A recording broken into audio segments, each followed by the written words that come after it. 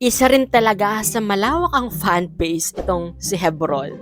Grabe kasi ang bata pa lang niya pero yung visuals niya palong-palo na din di ba? And yung stage presence niya, super husay since day one nung The Voice Kids. And for today's video guys, panoorin naman natin itong lipad ng pangarap performance niya sa The Voice Kids Grand Finale.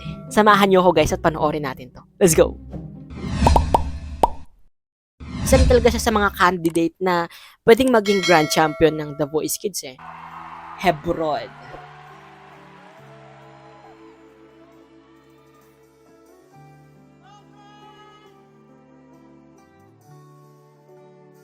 Grabe yung visuals ng batang to.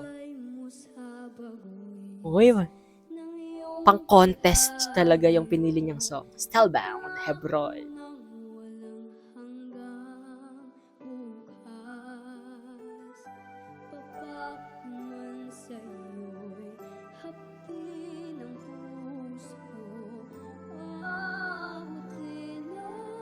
Ganda rin ng boses ng batang to.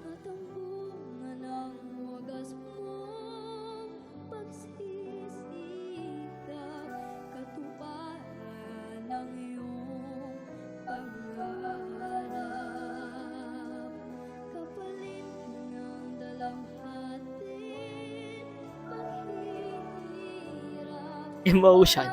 Yung emotion. Dadala ako.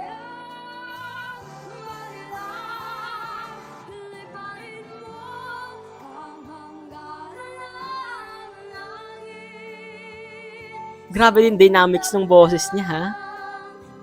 From mababa. Dogsh. From papataas. Dinis din.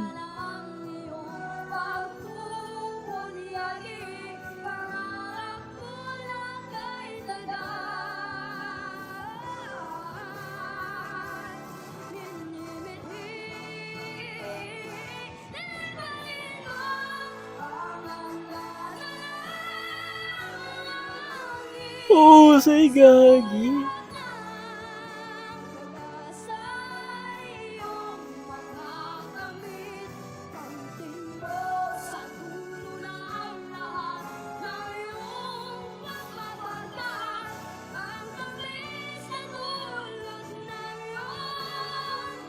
Galing!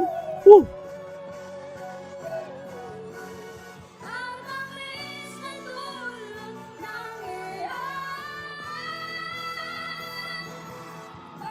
Bigay todo rin talaga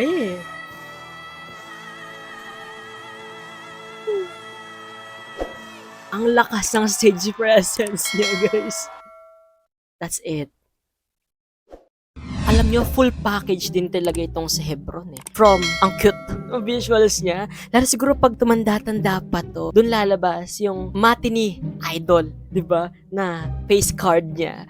At the same time, pampuksaan talaga yung boses din. Laban na laban. Kaya, kung siya man yung nanalo siguro, deserve din niya. Kasi yung stage presence niya, yung emotion, yung storytelling niya din sa kantang Lipad ng Pangarap, madadala ka Ganon ka-impactful din yung boses niya. Mas marami pa tayong aabangan sa batang to. Kaya gaya sabi ko, di ba? Full package siya. Hey guys, napanood nyo na ba itong performance ni Hebron? Ano guys yung masasabi nyo? Let me know in the comment section. Siyempre kung hindi ka pa rin nakasubscribe sa channel ko, don't forget guys to hit that subscribe button and that notification bell para lagi kang updated sa mga videos na i-upload ko pa. This has been CJ guys, your man of letters. Stay safe and stay motivated. Thank you for watching guys. Bye-bye!